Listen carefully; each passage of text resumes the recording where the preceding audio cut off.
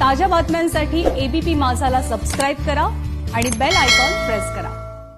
मराठा समाजाला ओबीसी प्रवर्गातून आरक्षण देऊ नये या प्रमुख मागणीसाठी मुंबईत काल गोलमेज परिषद पार पडली।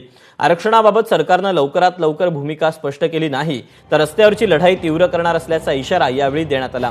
आणि या पार्श्वभूमीवर येत्या 7 डिसेंबरला विधान भवनावर महामोर्चा काढण्यात येणार आहे। मराठा समाजाला ओबीसी प्रवर्गातून आरक्षण दिल्यास संपूर्ण ओबीसी समाज रस्त्यावर उतरून लढाई आणखी तीव्र करेल असा इशारा देखील देण्यात आला।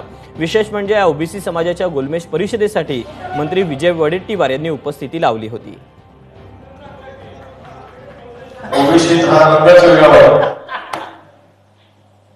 तुम्ही महाराष्ट्राच्या अगदी कानाकोपऱ्यातून आलात तिथे